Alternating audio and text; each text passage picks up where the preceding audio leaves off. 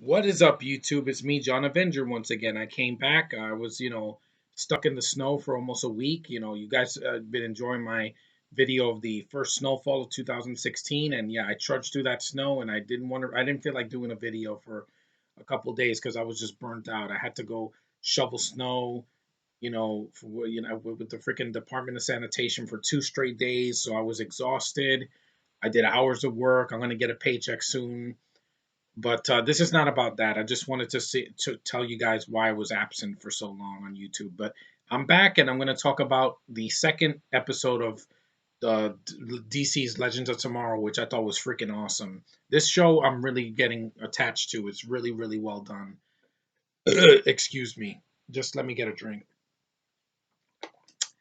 The second part of the pilot, because that's basically what it is, takes place right after the ending of the first episode, and it was action packed. I mean, I just loved how fast paced this show is. The conversations in the with the actors is not boring. Except for there's like two problems with this show that they're not clicking with me. I think that the villain Savage, played by some like Danish actor from Denmark or whatever, he's kind of weak because it's not that the actor's terrible. It's just that they don't give him much to do.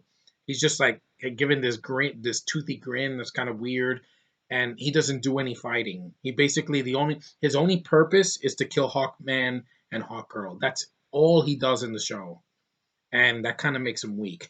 And like I said, Rip Hunter, that British guy from Doctor Who, does nothing for me. He's boring. His big nose gets in the way. He's always giving exposition about how the timeline or whatever is gonna get corrupted if we don't fix the past. I get it, okay? I get it. You were in Doctor Who, they did the same thing then, but he just does nothing for me. The rest of the cast I like. I like the guy that plays Firestorm. I like Victor Garber as the professor. I like Katie Lotz is a badass. She's the badass that movie needed.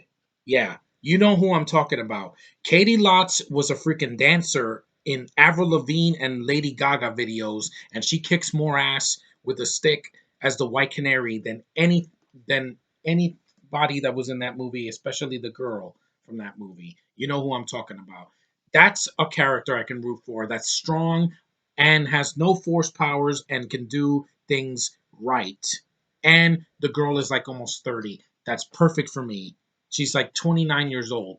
That's my kind of a woman. A real woman, not some freaking teeny bopper. But anyway, she kicks ass. I think she's one of the best characters in the show.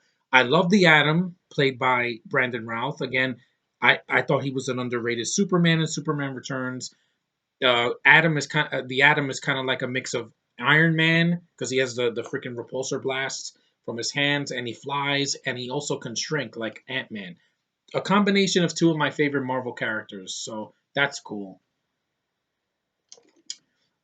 Captain Cold and this other Heat Wave, they just crack me up because Heat Wave is like he's like Bill Goldberg from the WWE. He's like, "Blah!" And he's just really beefy, and he just cracks me up.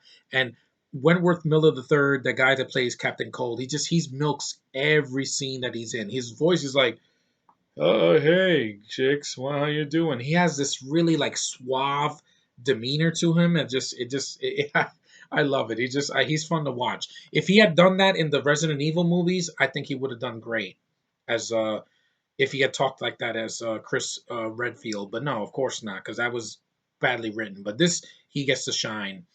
The show, the action is amazing. Every single action scene is just it's there's a lot going on. It's a lot to grasp and take all in. It's well shot. There's no shaky cam. I can see what's going on. It's a spectacle for the eyes. It's a feast for the eyes. I think it's the best spin-off to come out in years. And it's a very entertaining show. The story is fine. I don't have a problem with them. The show has definitely a fascination with the 70s. They do a lot of nods to like 1975, saying, "Oh, they used to use cannabis, aka weed. They used to smoke weed." Yeah, they did that back in the 70s a lot. That's why they came up with crazy movies and shows back then. And it doesn't bother me because they don't actually show it that much.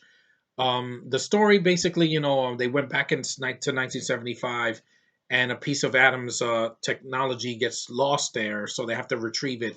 and Victor Garber stumbles into his younger self, which is cool. It's like a nice Back to the Future vibe.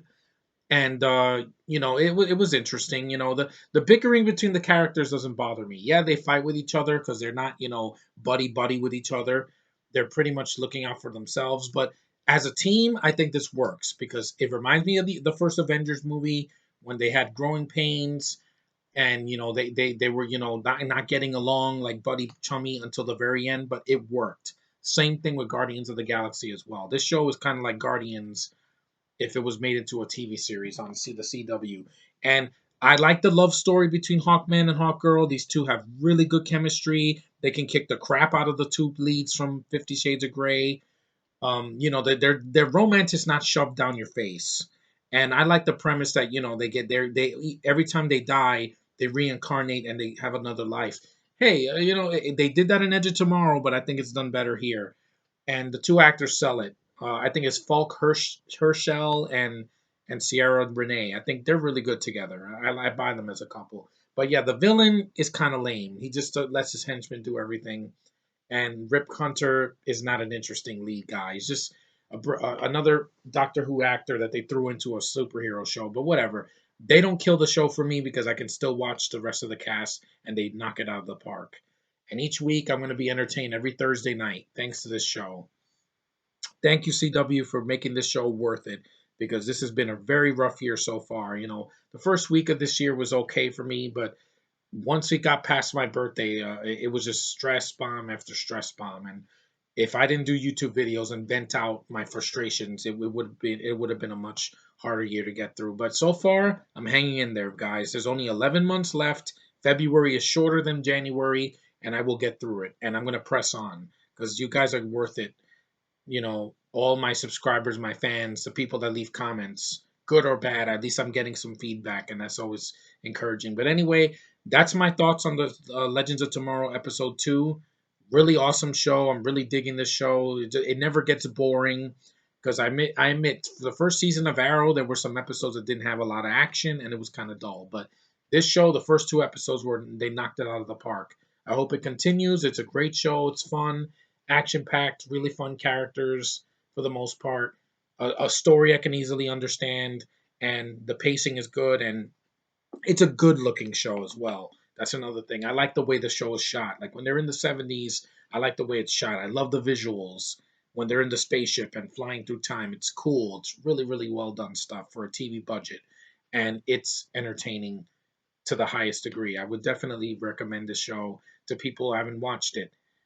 And CW, nice job. You did a great job with Flash, Arrow, and now this show, which I think is freaking awesome. And I hope to continue. It continues to be awesome. But anyway, thanks for watching. Thanks for liking. Thanks for subscribing. You guys are great. Thanks for watching my video of the snow because it was hard to get through, and I filmed that on my phone for like a minute. But you guys saw it, and you saw how nature can be really, really cruel sometimes. Sometimes I love snow, but too much of it is just too much for me, especially shoveling it. But anyway, thanks for watching. And my next video will probably be a DVD update because I have a lot of stuff to show you guys from stuff that I bought well after my birthday, and I want to show it to you guys. So later.